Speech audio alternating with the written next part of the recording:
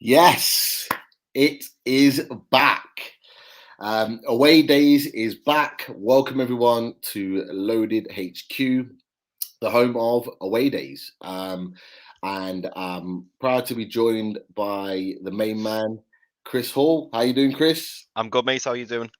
Not too bad. And tonight we're going to be in your neck of the woods a little bit, aren't we? Because Yeah, the Away Days is all about the focus of the preview of Newcastle United away at Liverpool. And very shortly, we'll be getting on John from the Anfield Wrap. Fantastic podcast, fantastic group. And we are going to be talking all things Liverpool Newcastle, the big game tomorrow. But look, we have to just drop in a little bit. I know we've talked about it already this week on Loaded HQ, but I still can't get that defeat out of my head. The way in which we played, particularly in the second half, was abysmal, absolutely abysmal. And listening to Eddie Howe's presser today, I don't know if you've heard it, Chris, but I haven't. No, I haven't. I thought he held himself well. I thought he could have gone in on a few players. He didn't. He could have looked down and dejected. He didn't. And he was talking quite positively about the way he's going to sort of set up his team going into Liverpool, which you look at the sort of talent that they've got on offer. It seems crazy him even thinking about doing so. But, what are your thoughts now? You've had a few days to kind of let it sink in. You know what, Pete? I'm still disappointed. Ultimately, though, we've got to look at the fact that this team is exactly the same team that we had under Bruce. We've not been able to make any additions. We still have to wait till January for that. And I don't think Eddie Howe was ever going to make overnight miracles. We knew that there would be changes to the formation, the way we set up, but ultimately we've still got the same group of players, and that's the issue, isn't it? And Eddie Howe isn't a miracle worker in terms of we expect slightly better performances, but ultimately we need new players and we need to freshen this squad up. I mean, I look back to the game. Obviously, myself and you were there, weren't we, at the King Power? Yeah. And there was a lot of optimism before the game, wasn't there? There was a lot of enthusiasm that we were going to get something. And then obviously when we saw that Jamie Vardy was out the 11, that gave me hope. And you could feel the excitement in the away pub before the match. And then the first 10 minutes of the match, again, it's similar to the Tottenham game, which was the first game under the new ownership. Yeah. A lot of buzz. There were, the fans were fantastic, and the players were really responding, and they were performing really well. We were first to the ball, we were going for everything, we were trying our best. And then, as per usual, things petered off, didn't they? And we then saw a lacklustre, probably 30-ish minutes. And then the last 5-10 minutes of the first half, we looked like we were going to nick a goal. And unfortunately, the half-time whistle come at exactly the wrong time. Yeah. Second half, you're hoping you're going to come out, you're going to see an improved performance from the middle of the first half. Yeah. And then sadly, we just didn't get that. It was like the players just switched off. And then as soon as it went 2-0, that's when you knew it was done.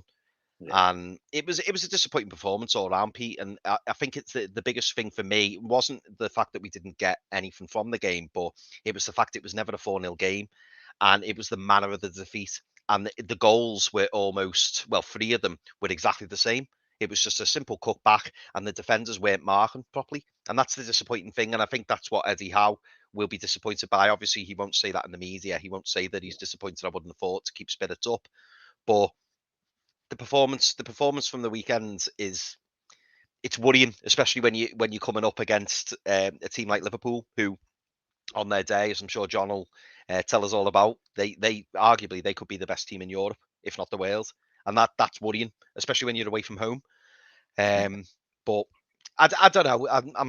I'm trying to block that out in my head, and I'm keeping the faith. Obviously, I'm going to be there tomorrow, so I'm keeping positive, but I'm not confident. Put it that way. I've got to be honest, me neither. Me neither. I'm gutted I can't be there. Work wins this time, but never again. But yeah, it's a daunting task. the word I used earlier. I think it's a daunting task tomorrow. But it's certainly not daunting for our guest. And as always, when on away days we're previewing a game, there is no better way, as I always say, than having the opposition's view. And from the Anfield Wrap, it's a pleasure to invite in John Gibbons. So welcome, John. How are you? Yeah, really good. Thanks for having me, gents. No problem. Thank you for joining us. Look, this is as I said, a daunting task for us. But look, I want to know from a Liverpool point of view, first and foremost, looking at your start to the season and where you are right now, coming into the festive period, what are your thoughts, should I say, on your season so far? And sort of like looking ahead to the rest of the season, what are your aims for Liverpool Football Club? Yeah, we're really positive about how things have gone so far. Obviously, last season was a tricky one compared to the two seasons we'd had before, and it finished on a high, and it finished sort of really well. We clawed our way to third place somehow, which felt very unlikely, but we did it, and so but we went into this season sort of not quite sure, where we were going to sit really, and then so to start as well as we have and be sitting there towards the top of the table is fantastic. Only beaten once so far. We had a perfect record in the Champions League as well, so through to the knockout stages of that. So yeah, everyone's positive here. Unfortunately, there's a couple of other teams in the Premier League who are looking very good as well, not least the ones who looked 7-0 last night, won 7-0 last night, sorry. So you can't say champions easily, because there's Chelsea and City who've got plenty to sort of say about that. But yeah, we're very confident in our squad, very confident in the form of key players, at the moment. And yes, I mean, I'm not going to come on here and complain, am I? You'd laugh me out if you laugh me off it. You know what I mean? Like I'm aware that I'm the guy who's got a little to complain about at the moment. No, I respect that, and you know what? I hope someday in the next few years that we're in your position and we're being able to kind of smile a little bit more than we are at the moment. But you just reminded me, actually. You talked about there are a few of the teams in the league that are playing really well, and just funnily enough, after our game on Thursday, we play the other one on Sunday. So we have Man City coming to St James's Park, so that should be a fun game as well. So if it doesn't rain, it pours. Being a Newcastle fan at times, but look, as you've talked about, you're having a very good season. Yes, there are other teams around, but you do look particularly strong at the moment. You are the top goal scorers in the league. You've got within the top goal scorer in the league in Mohamed Salah. He's also, and correct me if I'm wrong, the top assister as well in the league too. He's just performing on a different level. But I wanted to ask you the question, John. And I don't know whether you're going to tell me the answer to this, even if there even is an answer, because I don't know if there's an answer myself. But how do we stop these three tomorrow night? How do we stop these three? These three are absolute machines. Now, I know Firmino hasn't really been playing recently, but certainly Salah and Mane. How do you stop these guys? And what is it like to watch them week in, week out? Yeah, I think Firmino's going to be touch and go. Apparently he's back in contention, so I think he'll just be on the bench. But yeah, but you are going to see maybe 20, 30 minutes of him. But Diogo Jota is playing well as well. But yeah, I mean, Salah, Firmino, the pests, that's what they are. They just keep going at defenders. When defenders have got the ball, they're trying everything they can to get it back. The work rate is phenomenal, what they do for the team, and they're just constantly trying to score goals, and they're just constantly a threat. And they must be exhausting to play against, really. And having both of them down either side, and then obviously the fullbacks who are so attacking as well and sort of pushing on, it is a nightmare. And you say, what is it like to watch it? It's a joy to watch Mo Salah in particular, because we've had some great players over the years, and I've been lucky to watch some amazing footballers, but Mo's right up there in terms of the very, very best in terms of what he can do. His touch is just phenomenal. Some of the long balls that say like Virgil hit, and he just brings them down like it's nothing at all. And his close range skill. We've seen a couple of goals this season that players wait the whole career to maybe score something like, and he's hit 2 before Christmas already. Obviously the City one and then the Fulham one as well, and so it's goals that are just sort of light up a stadium and are absolutely incredible, and that's what he's capable of. Mo Salah, he's an amazing player, and he can be stopped. Obviously, he's just a human being, but it takes so much attention that then that obviously opens up for the other guys as well. And we're seeing a few more goals from midfield this season as well. Henderson's chipping in, Thiago's chipping in a little bit as well. Chamberlain, if he plays, because they've got everyone so harassed at the back, those forward lines, that there can be a bit of a space. So attacking wise, we are pretty formidable at the moment. We expect to score every game. It's only 1-0 last couple of games, but before that there was, I think, a 15-game streak where we scored at least 2, and so they are flying at the moment from an attacking point of view, and take a lot of stopping. John, it's a pleasure to have you on. Thank you so much for joining us. Really appreciate it. Obviously, you're from my neck of the woods, so it's nice. I thought I was confused by the accent, but I'm into it. He's a Geordie, really. John, what I wanted to ask you, and I have this conversation with a lot of my friends as well, who obviously are Liverpool fans. I wanted to ask you, John, and I'd be interested to hear your opinion on this. You probably remember the likes of Ian Robben, who was at Chelsea, and Mo Salah reminds me of him in that left peg is just a wand, isn't it? It's an absolute wand, and I know Salah can go both ways, but he tends to majorly go on his left. But do you find as a fan, and this is a frustration for me as a an outsider, I quite often see Salah running at defences, and then he feigns to go on his right, and then he goes on his left and bends it and hits it in. And I think, is that defenders defending poorly, or do you think that's just the sheer quality that Salah's got, in terms of balance and the fact that he throws defenders off? Because I know if I was a manager and my team was facing Mo Salah, the first thing I'd be saying, to my left back is, listen, he's going to cut in on his left foot, stop him from doing that. Or do you think it's purely that Salah moves that quickly and he's got the great balance, great touch, that you physically can't stop him? Or do you what's your opinion on that?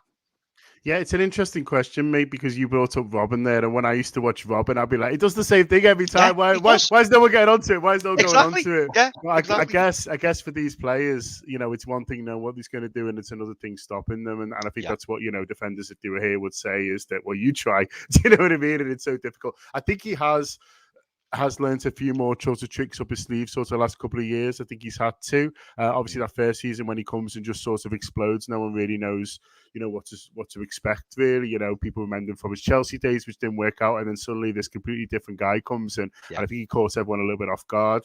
The season after that, he dropped a little bit. I mean, I think he still hit over 20 league goals, but it wasn't quite sort of the level. I think since then, I brought up that City goal before. He does sort of go both ways, that one and stuff. So I think he's making defenders think a little bit more, and I think he can move so quickly with the ball at his feet, and I think that's what sort of separates him from some of the other sort of speed merchants, really, who seem to have to knock it a fair bit in front of them to sort of get ahead. Really, he's doing it all sort of so close. His feet are so sort of tricky, and he can move so quickly sort of with the ball. I think defenders are just finding themselves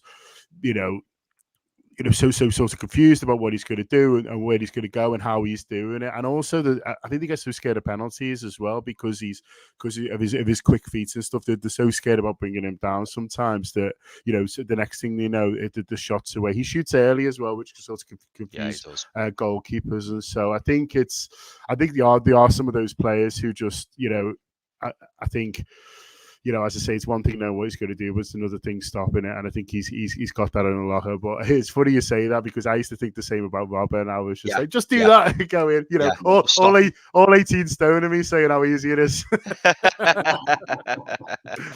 Love it. John, I'm going to have to apologise to Pete, by the way, Pete, because I've got about 100 questions to ask John, but I'm going to answer them dead quickly, because I'm conscious, I don't want to take over the show or anything. Fire away, mate. Because obviously I've got a lot of Liverpool fans who are friends, and loads of questions and loads of conversations we always have. But John, I wanted your thoughts as well on, obviously you mentioned at the start of the show that Firmino's out and he's slowly coming back in. What are your thoughts on Diogo Jota? I mean, when you signed Diogo Jota, I remember thinking at the time, Like, I thought he's a decent player, but a bit like the Mane deal when you signed him from Southampton, I wasn't ever blown away by him. But his form recently has been absolutely fantastic. And when Firmino is fully fit, are you calling for Firmino back, or are you wanting to keep Jota where it is? And the reason I asked that question is, I think, most football fans from any clubs will acknowledge that Firmino is a fantastic footballer. But the one thing that he maybe lacks in his game is maybe that finishing touch in terms of the numbers. Because when you look at his numbers as a number 9 or a false 9, if you like, he's not hitting them big numbers, is he? But then Diogo Jota's coming in, and it just feels like he scores nearly every game. So what are your thoughts on Jota? Are you wanting to keep him in, or are you looking forward to seeing Firmino back? Yeah, I mean, going back to what you said at the top about when we bought him, I was a bit surprised. It came from nowhere. I think Mane had been linked for a while, and I think 6 months ago he'd been linked with Manchester United and quite heavily, and there was a lot of talk about big clubs being in for him, and so you were sort of looking at him, and you could see that the talent that he had, and thought, maybe he's someone who's capable of sort of making that step up. With Jota, I thought he looked a nice footballer, and obviously, Wolves had done well. He'd scored a really good goal against Manchester United, funnily enough, against Wolves in the FA Cup, I think. And so you could see that there was some talent. But listen, there was no, Liverpool, football fans of every club are all the same, aren't they? In the summer, you're like, who do you want to buy? Let's get this guy. Maybe we could. No one was saying Diogo Jota. Do you know what I mean? None of us on the Anfield Wrap were like, I'll tell you what, I'd put a bid in for. Do you know what I mean? That Portuguese the little fella, not Jimenez, the other guy. Do you know what I mean? It was, so. But they spotted something in him, and absolutely fair play, because he's been absolutely brilliant for Liverpool. He's been a revelation, really, and we've all had those signings, haven't we? That you don't expect too much from necessarily, and they really blow you away. And Jota has been one. He's been a diamond, really. In terms of whether he's sort of first choice, it's an interesting one, because I think the cop-out answer is, well, there's 4 forwards and they can rotate and stuff like that, and it's interesting. Both of them play at Old Trafford, and it's actually Mane on the bench there. I don't think Salah will be on the bench anytime soon, but maybe the other two can free. But as I say, it is a bit of a cop-out. I always think when other people say that, well, if there was a final on Saturday, do you know what I mean? If there's a cup final on Saturday, who would he go for?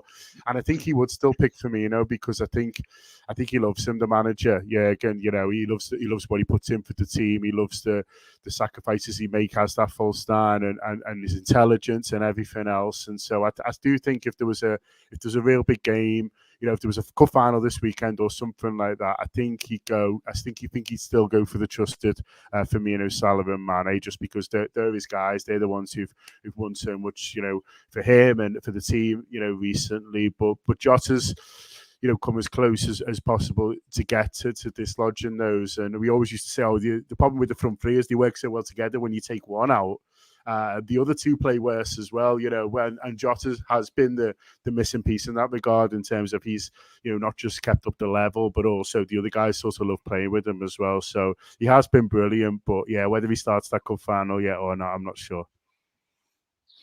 Cheers, John. I had a question for you about another one of your front line, and obviously he's not one of the main guys, but he seems to have his moments in the spotlight, and it's this guy, Divock Origi. Now, obviously, he doesn't start for you every week. He's one of those players that comes off the bench, but has really sort of impactful moments, and he has over the number of years for Liverpool. And he scored some really important goals, and the reason why I mention him is because obviously, we have been linked with him, not heavily, but we've been linked with him as a potential signing, and he's always been linked with sort of a move away. How good is Divock Origi as a player, and do you see him still being with you at the end of January? Yeah, he's a very good striker, and we got him in as a young guy. A lot of hype there. It was just after the World Cup where he'd started out in Brazil ahead of Lukaku and Benteke, and he sort of got the nod in those games. I think he was only 18 at the time, 18, 19, and played those games. And so we got him in, and he didn't play too much at first, but then when Jurgen Klopp came in and Jurgen Klopp took over from Rodgers, he threw him in straight away and started that first game for Jurgen away at Spurs ahead of Sturridge, and then we had a really good Europa League run that season and played a really good Dortmund side. He starts both those games and scores in both games, scores away. We draw 1-1, and then as a really famous win, 4-3 win, and he scores in that as well. And so you felt like, he was almost Jurgen's guy at first, and then he gets a bad injury against Everton that sort of keeps him out more or less the rest of the season. He comes on in that final, but he's not fit. It's just sort of last game of the season, throw him on, and then since then it's been a bit stop-start his Liverpool career really, and then once the front three established and our way of football established, he never sort of completely looked like he fitted into what the other guys were trying to do and how we were trying to play. He's an out-and-out centre forward in a team that doesn't necessarily play with one really, and Firmino and Jota will move around and will rotate, and you'll see the three of them sort of swapping positions really, and Divock just likes to do his own thing really, but his own thing can be very effective. So I think that's why he's been a better sub for us. There was obviously the famous Champions League final goal just after the Barcelona game where he's absolutely incredible in as well. And then the season after that in the league campaign, he gets some big goals, not least at St James's Park in that crazy 3-2 game towards the end of the season. I mean, what a mad night that was. But then last year, I think he just really struggled. I think a little bit for motivation. I think keep being that guy who comes on, and I think he was sort of really assessing, him, what he wanted to do, and when he come on, he did look a little bit uninterested last year, and obviously there was no crowds and stuff, so it was a tough period for a lot of players, and not least us. But I think after last year, it felt like he would move on in the summer, and then no one really come in for him. For whatever reason, I presume his wages are pretty lively, to be honest with you. Yeah. But I think it was a bit of a surprise to a lot of people, not least the manager Jurgen, who said quite a lot of times that he was really shocked that that no one sort of came in, because I think it's tough getting into our front three, and he shouldn't necessarily be sort of judged too much by that really. And also we've played him sort of a little bit out wide and stuff like that, which doesn't really suit him. I think if you could build a team around him and you play him as a centre forward, I think he will get you goals. And I think it's always the toughest thing to do on the pitch, isn't it? I mean, you can be good from box to box, but that guy who finishes for you, and that guy who could be a target man, get you up the pitch, and obviously get the goals for you is the our way of the weight in gold. And I think Divock's been a bit overlooked, and I think there's a few maybe regretting it now because he's had such a good month and he's reminded everyone how good he is. I think he'd be a brilliant signing for Newcastle. I think he'd be a really good signing for lots of teams, especially in this league. And I think as well with Liverpool as well, I think we try and be fair to our players, and so I think if a good offer came in for him and it was playing every week and he wanted to go, I don't think they'd stand in his way necessarily. And I think you've seen that sort of in the past really, when a player has wanted to, that they even if it hasn't necessarily suited Liverpool best, they've done the right thing sort of by the player. And so I think if a good offer came in January, then I don't think the club is standing his way. And I've heard you guys have got a few quid now, haven't you? So maybe you're the ones. I've heard rumours.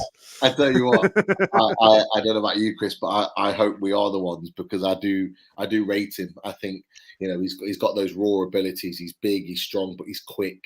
He's quick in and behind as well. And I think the type of team that Eddie Howe is trying to build, it's about pace, having pace, and being able to stretch players, stretch teams, stretch defenses, and he would be able to do that. So I think it'd be a great signing. But actually, talking about Divock Origi, I think it segues really nicely into a question from one of our loaded lads, Rich Story, who had a question in the chat.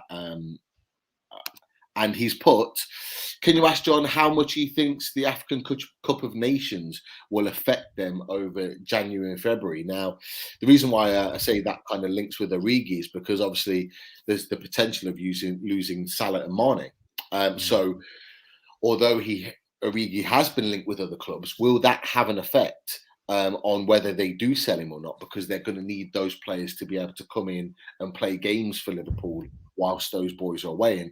And let's face it, both Mane and Salah are likely to go quite deep into the competition. So it is going to be pretty much for the duration that you could potentially lose them. What do you think?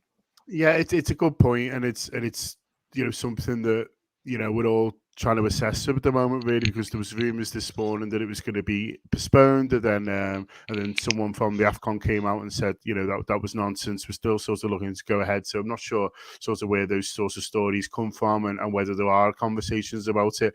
There's also a bit of confusion at the moment about just how many games the players are losing. So the countries can ask for them in theory from, I think, around the 27th of December. But would we be able to do a deal, if you like, to sort of keep them a little bit more? There's a game against Chelsea on the 2nd of January, which is huge, and we'd love, Salah and Mane obviously sort of available for that, and Chelsea wouldn't mind Mendy, I'm sure, who's going to sort of go away again. So it's an interesting one. That I think, it probably is one of those where, if he was to go in January, it'd be sort of January 31st, and it'd be sort of make the most of it, and then maybe assess it from there. Does it look like, the guys are sort of coming back, really?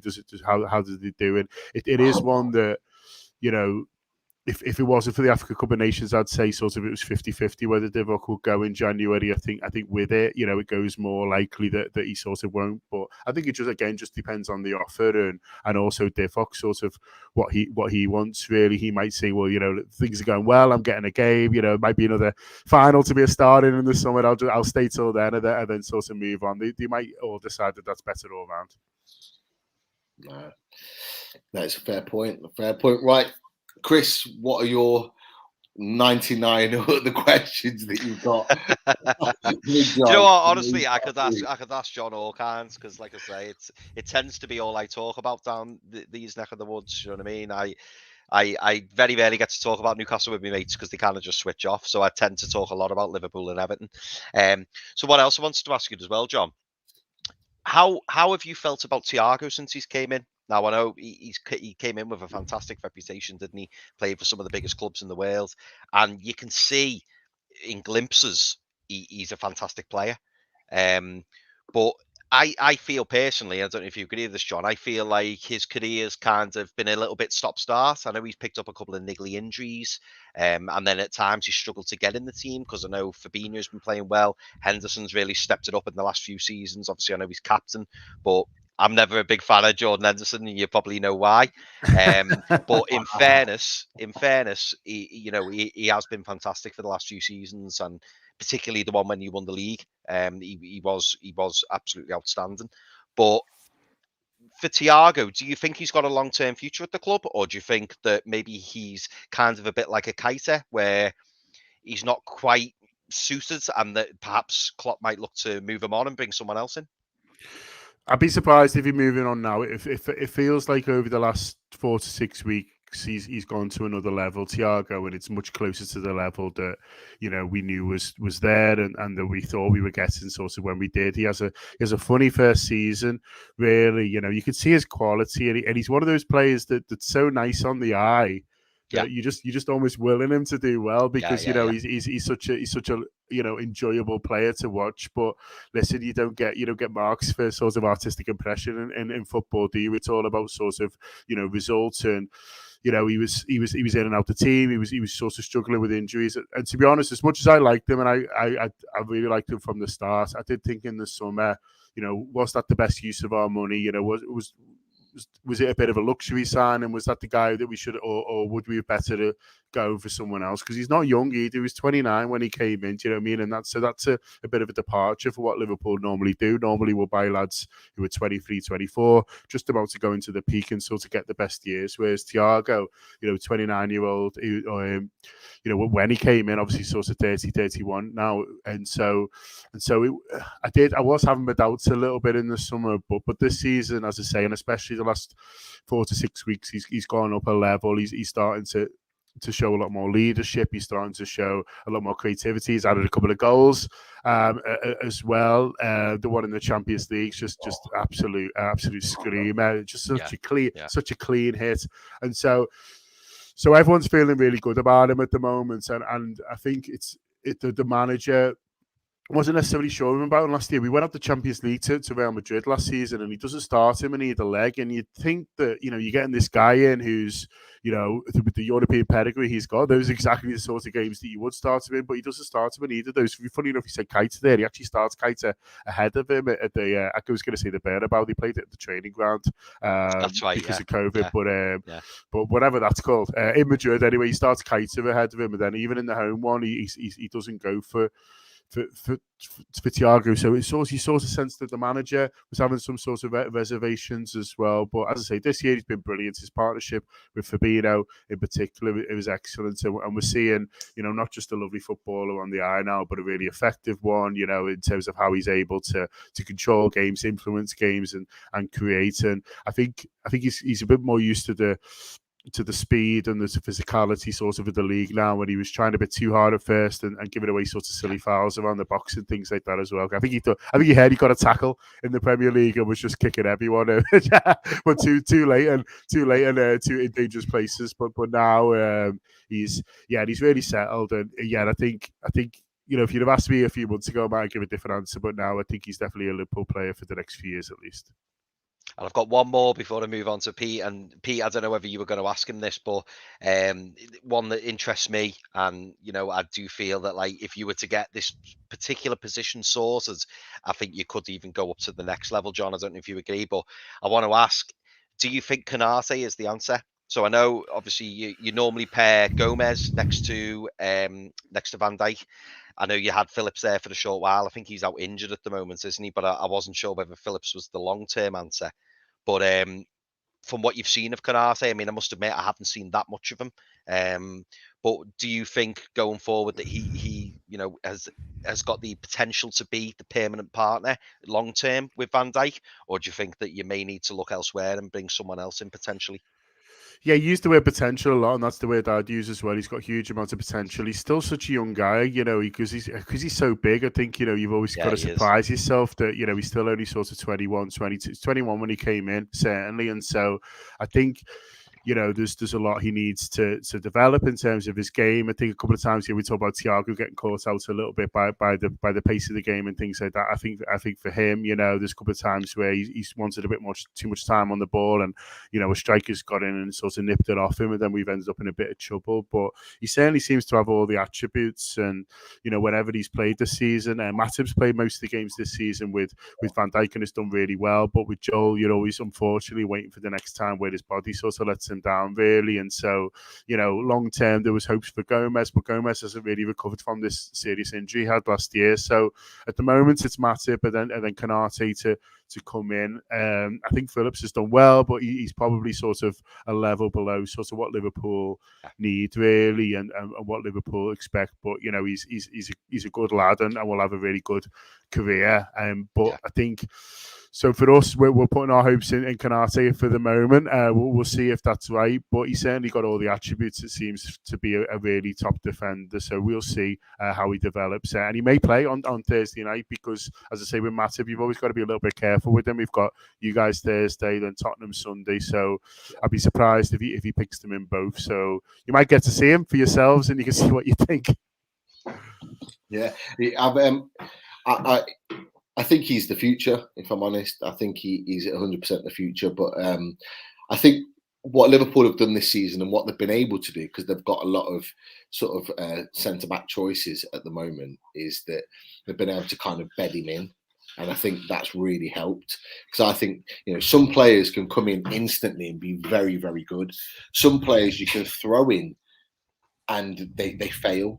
I think they've been able to really ease him into English football and play him, and he's started to play a little bit more, and he looks a talented player. And I think once he properly settles into English football and playing regularly for Liverpool, I think he will dominate. I think what I think you'll find is that Konate and Van Dijk will probably just kind of transition each other. So Van Dijk will transition out. I think Van Dijk is he 30, 31 now, or I think he's 30.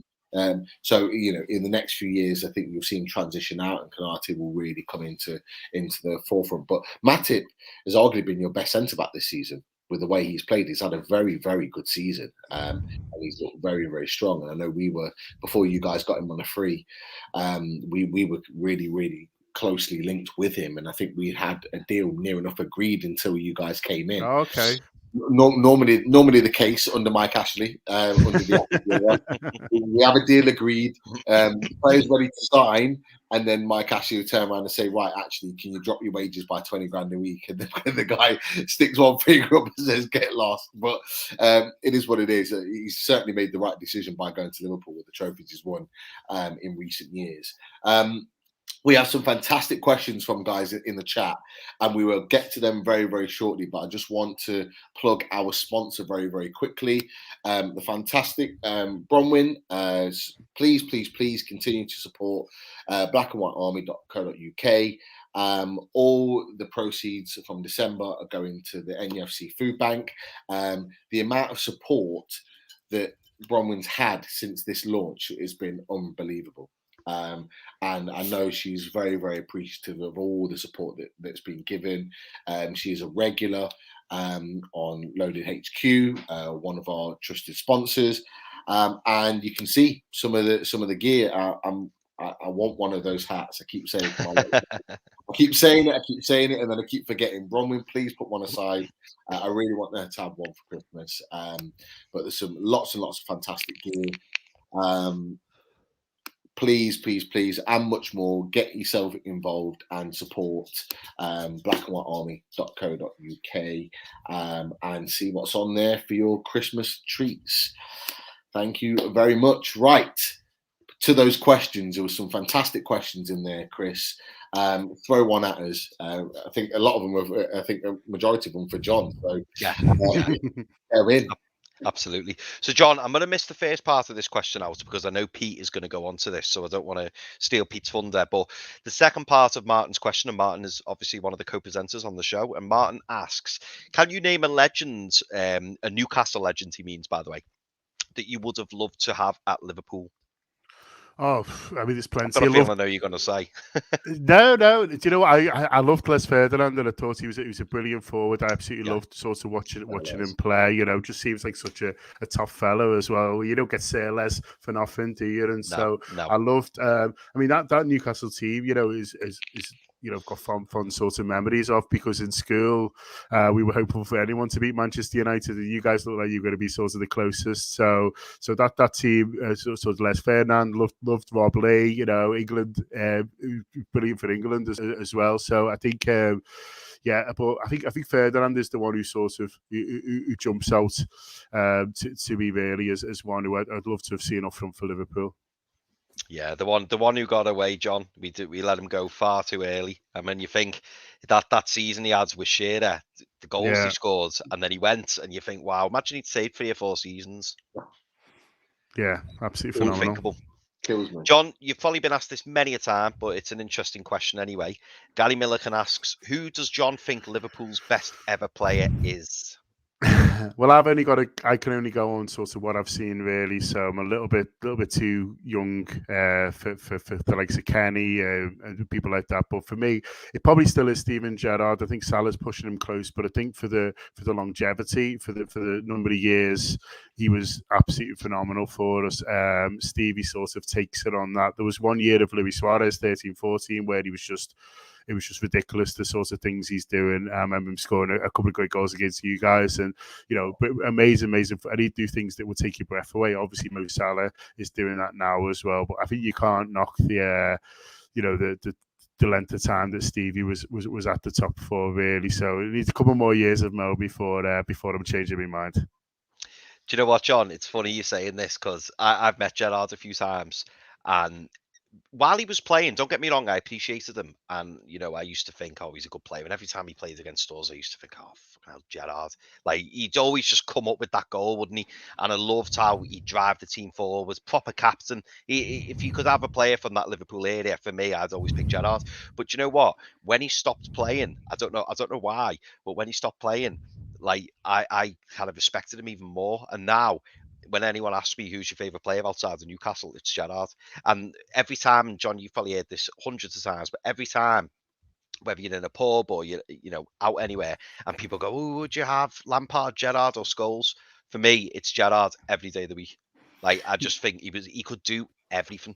It's funny what you say, mate, about appreciating more, because I think I'm like that as well. I mean, at the time, obviously we loved him, but with this team now is so good.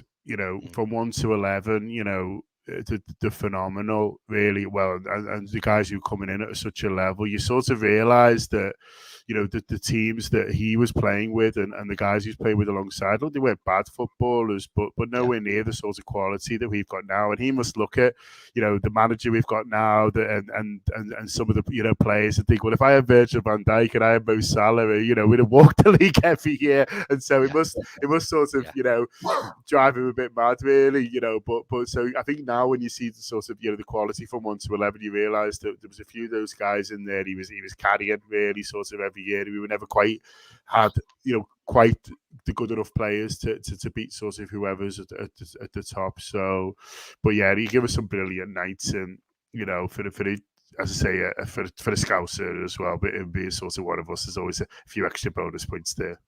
Yeah, 1,000,000%, mate. Paul Kinson asks, and I don't know how much you know about him, John, but we were really gutted when he went. Paul Kinson asks, ask John how Bobby Clark is getting on. Now, Bobby Clark is, as you probably know, Lee Clark's son. Yeah. And we were all getting really excited about him.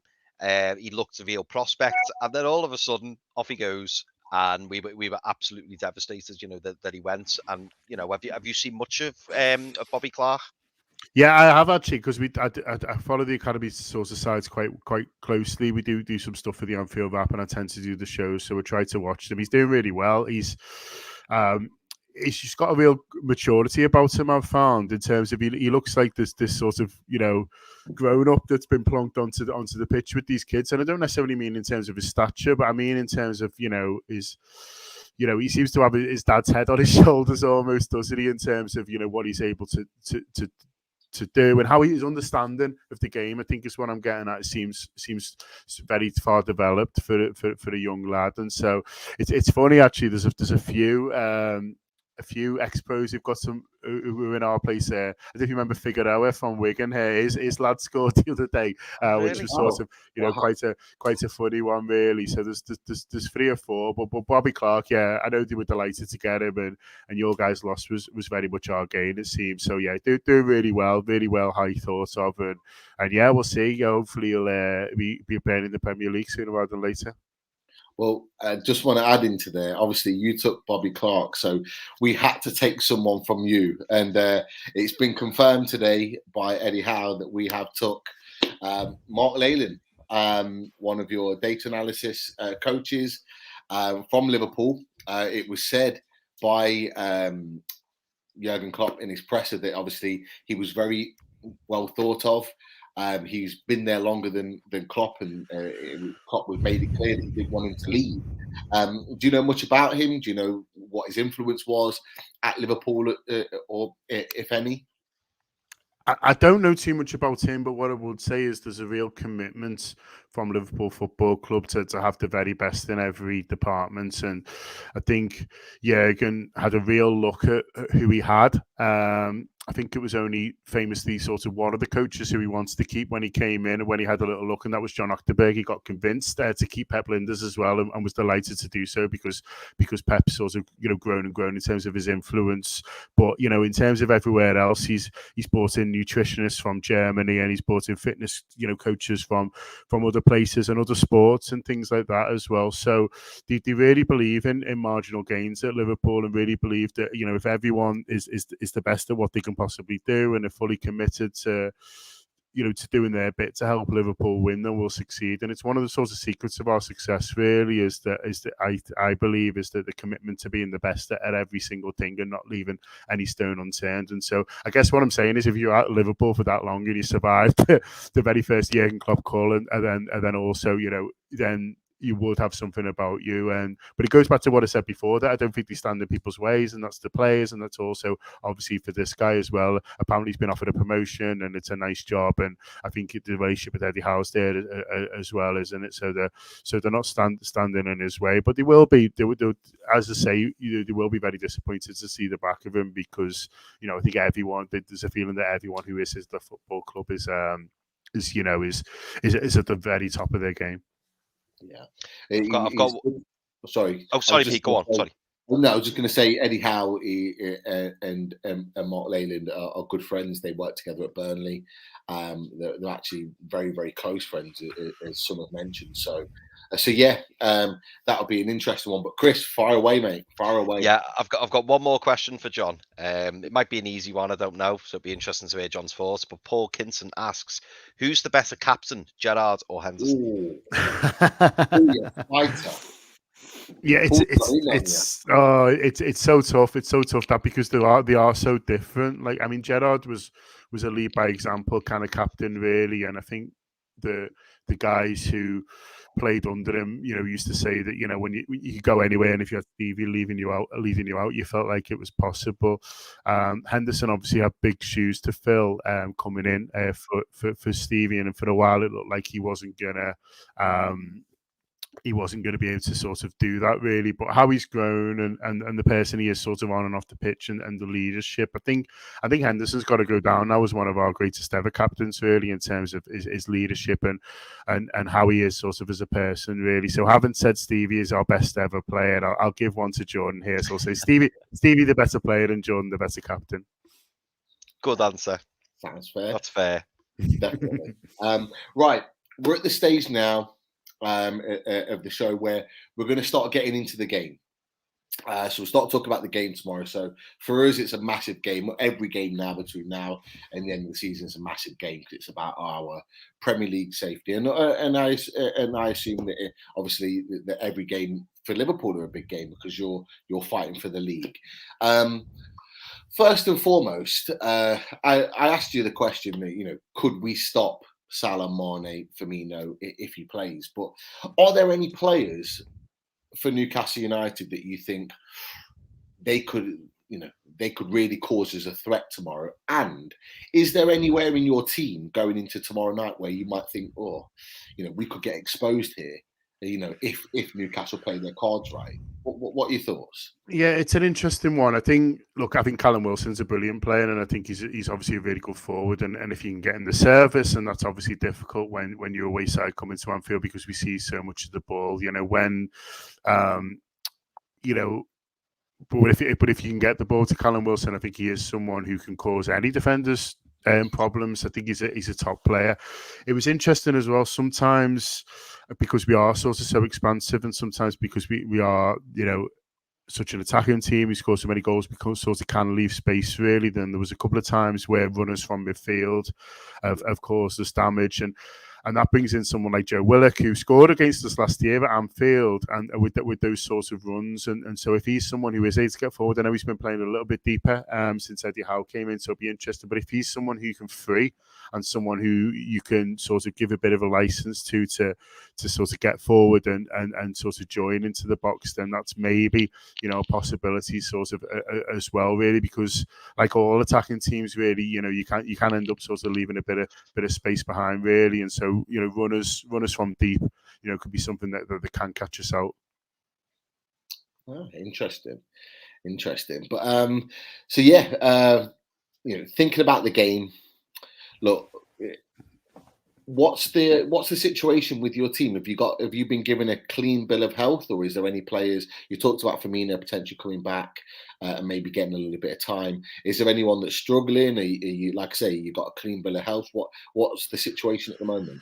Yeah, we're fairly okay, to be honest with you, mate. There's a couple that are sort of long term out, but I feel like at the moment we're pretty close to what we want to be. Firmino will only probably be fit enough for the bench, and then there's a couple of others, Gomez and Curtis Jones, but who are sort of maybe not quite there. But it feels like we've got good options at the moment as well. I mean, centre half he may rotate a little bit just in terms of keeping people fresh, but if he wants to go the current first choice of Van Dijk and Matip, he can. The fullbacks are fine. He might choose to give Robertson a rest because Jamaikas has played really well this season when he's come in, and so he might, as I say again, with 2 games in 4 days, might choose to maybe give Robbo a bit of a rest because he's played a lot of football sort of over the last year for international as well.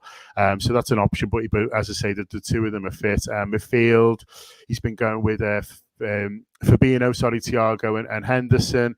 Again, might take one of them out, put Chamberlain in, who's been playing well. James Milner's back fit, so he's on a sort of another option. But Chamberlain, played number 9 at the weekend and struggled there a little bit. It's not his natural position, but he's been doing well in midfield, so he might sort of throw him back there. And then the front three will be Jota, Salah, and Mane. So yeah, we're in good shape, to be honest with you. I know you'd love to say something different. We want injuries, John. Injuries and suspensions. That's what we're I mean, you never know. We might wake up in the morning and find out 5 of them have got COVID. You never know. But at the moment, John, this is why we brought you on. We wanted to hear this from you.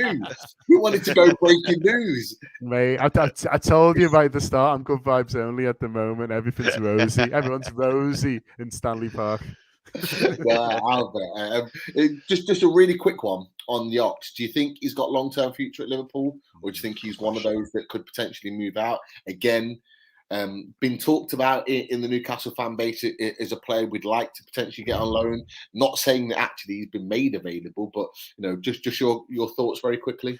Yeah, again, I think it's one that's very much up to him. I don't think he'll go in January, but maybe in the summer he might choose to move on for him, really, because he is sort of in and out of the side, even when he's fit, he's not sort of a guaranteed starter, and he might be thinking, is this a time now where I'd rather move to another club where I'm more likely to play, really. He's had a tough time with injuries. The fans love him, and I think the manager really likes him as well, but going back to what we said, it's hard to sort of get into this Liverpool team, really. So I think there'd always be a space for him, but his contract's out in the summer as well, and so that might be one where everyone decides to shake hands and move on. And obviously he's on a free transfer, so he'll be able to get himself, a nice deal somewhere with decent wages. And so I think it might be one in the summer where everyone agrees that we've had a lot of fun together, we won a few things, but it's best for him and maybe for everyone, sort of, if he moves on. And why not? Newcastle, his missus is from the northeast, isn't she? So yeah. So maybe go up there. Good childcare for him. yeah, very, very true. I mean, the last player that had a missus that was from Newcastle was Sol Campbell, and he had an absolutely atrocious time. Hopefully it'll work out better. Yeah. I'm not going to use that as a pillar of hope, but Ox is still a good age and still very, very capable of doing a job for us. So look, I'm just going to run through very quickly with Chris some of the players. So obviously it was a real shame that we saw that Fede Fernandez has got a thigh injury, which is going to keep him out of the Christmas break. I think that's kind of stopped all of the talk about Fernandez being brought back into the team instead of Lascelles, which then kind of gives you the opinion that Jamal Lascelles is gonna, he's gonna play at some point in the game tomorrow, where he's going to captain the side. So that kind of ends that debate there. The interesting thing, is it going to be the likes of Longstaff or potentially Hayden coming back in to the team? Are we going to rest Joe Willock? He hasn't been playing well recently. Chris, got a preference between the two? To be honest, Pete, I'm kind of, that's one thing I have reflected on from the weekend. I'm kind of getting sick of Joe Willock now. Yeah. I definitely hope that Joe Willock isn't starting. I think we need legs, we need determination, we need character, we need effort. And Joe Willock hasn't demonstrated any of that for me in the last 2 or 3 games. I like you said, and you got a bit of stick for this, Pete. When we done the reaction show after Leicester. You got it was on the fans forum, wasn't it? You got a little bit of stick for saying that you dropped Joe Willock for Yano's in the chat. Yeah, there's Yano. Yeah, good lad. You got a bit of stick for suggesting that Longstaff should come in for Willock, but do you know what? I think I would bring Longstaff in for Willock because I don't want to see another performance from him where his head's down. Even Hayden. You've got Hayden up on the screen there. I'd probably take Hayden, and maybe for his defensive capability. I'm not the biggest fan of Isaac Hayden. Nothing personal against him, but that unfortunately his position on the pitch for me is one of the most important positions, and I don't think he's quite at the level that we want to be at. But yeah, I would probably bring in Hayden or Longstaff for Willock. I personally wouldn't start Willock against Liverpool because I tell you what, that 3 that John was describing there of Thiago, Henderson and Fabinho, they'll run rings round him tomorrow. Definitely. I'll be honest with you. If I had the choice, I'd take the player right next to Hayden all day. in a heartbeat, Conor Gallagher. But yeah, look, I did mention about Sean Longstaff on Monday. It wasn't necessarily Longstaff that I was talking about in terms of coming in. It was just an example of actually bringing Willock out. The team. Someone in. I would have took, Longstaff, Hayden, Hendrick, just somebody to come in and give something different to the team.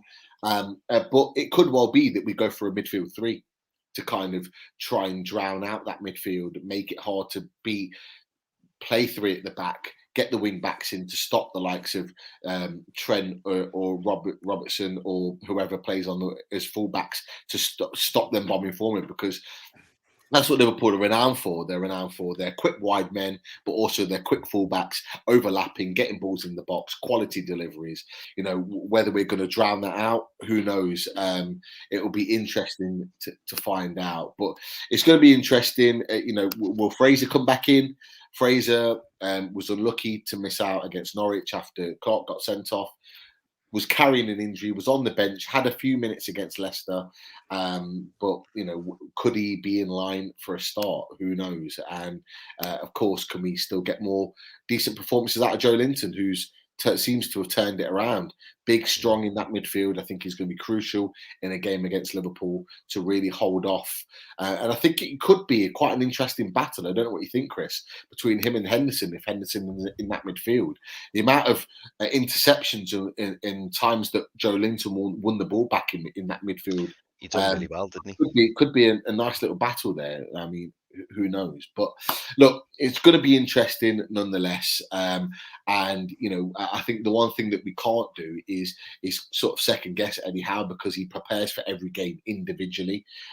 He focuses on one game at a time, whereas with Steve Bruce, you knew what team was going to play. You knew even what subs were going to come on, and we were kind of getting very close every week to predicting the actual minute that he made those subs. Yeah. That's how predictable Steve Bruce was. So who knows with regards to Eddie Howe. But look, we've talked about both teams. We've talked about the players that could potentially come in, what the teams are looking like going into the game.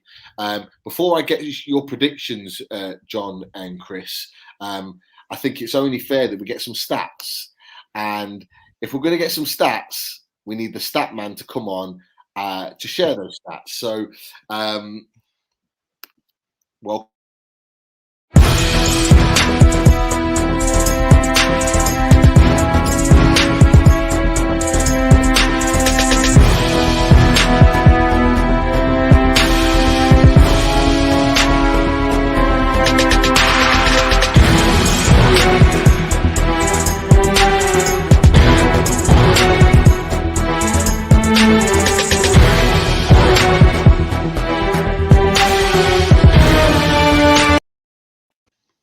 Evening, lads. Evening, Keith. How you doing? Keith. How are you doing? Are you all right? Yeah, good. Thank you. Good. Always a pleasure to have you on, Keith.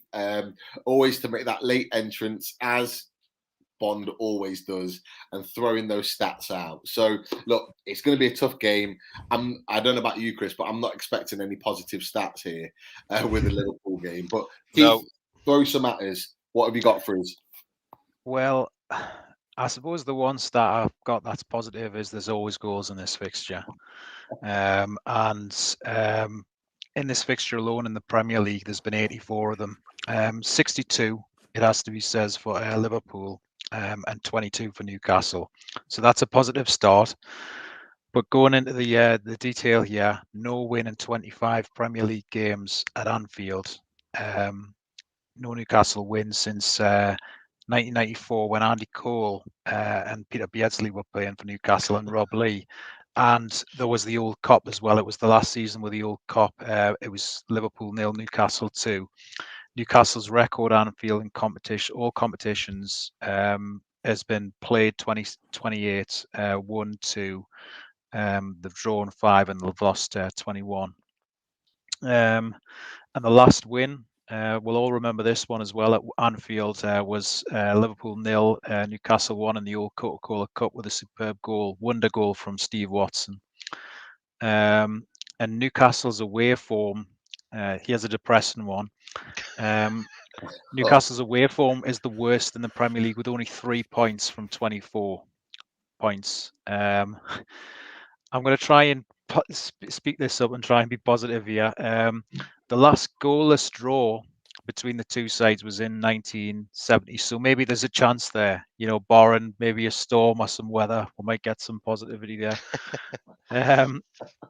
Most common goal scorers against Newcastle: Mo Salah with 5 and Sadio Mane with 4.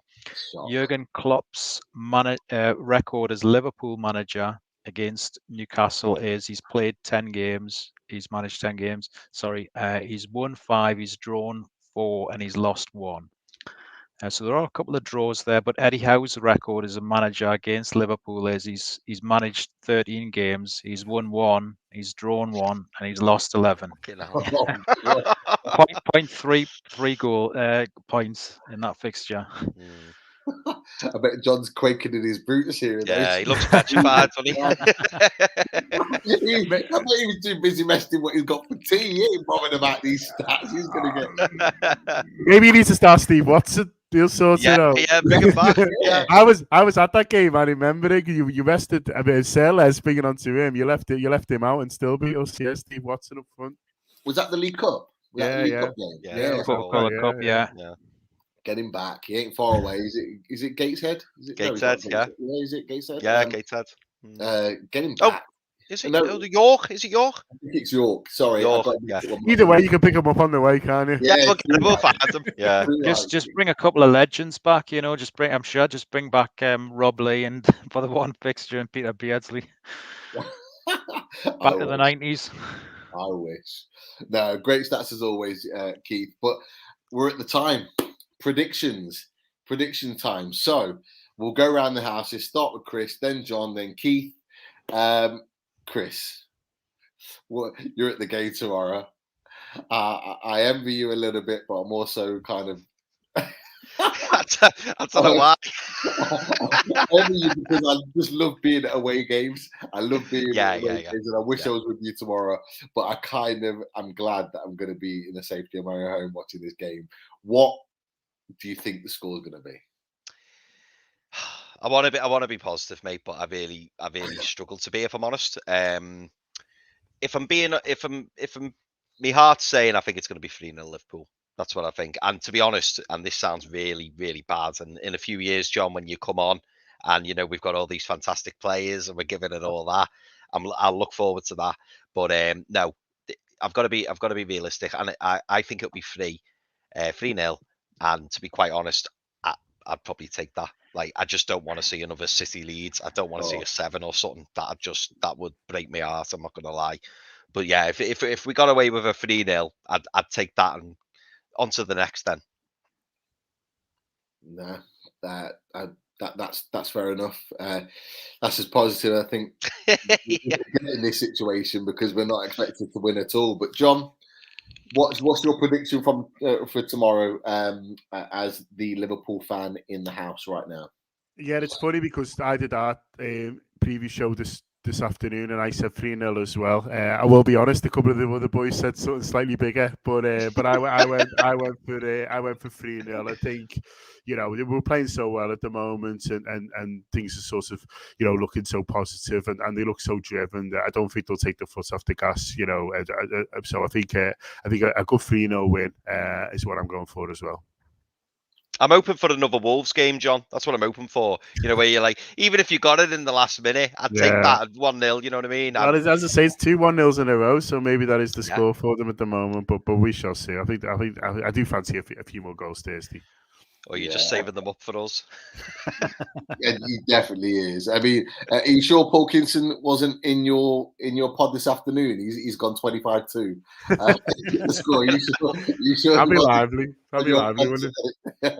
You probably was, but it could well be Yano with the positive.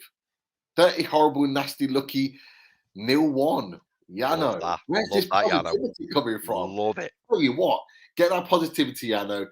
Bag it up and just throw it on our players as they come off the coach tomorrow. Because I tell you what, we need it. But fair play. Keith, I'll come to you next. What is your realistic result for the game tomorrow night?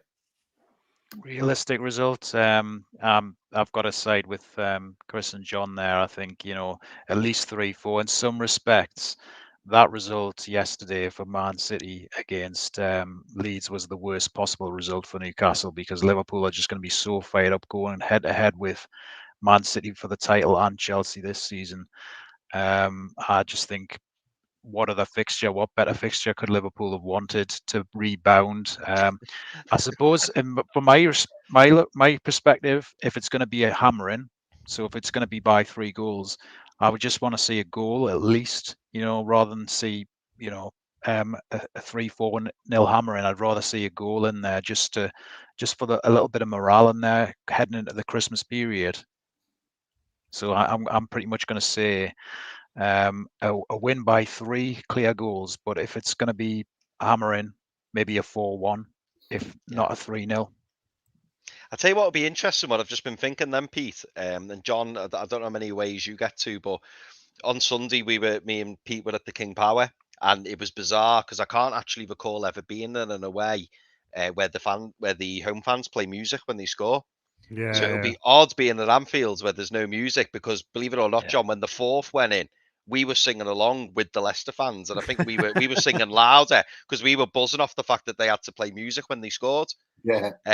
So yeah, I think it'll just be silence at Anfield, because I think your roar will probably be more than enough. Yeah.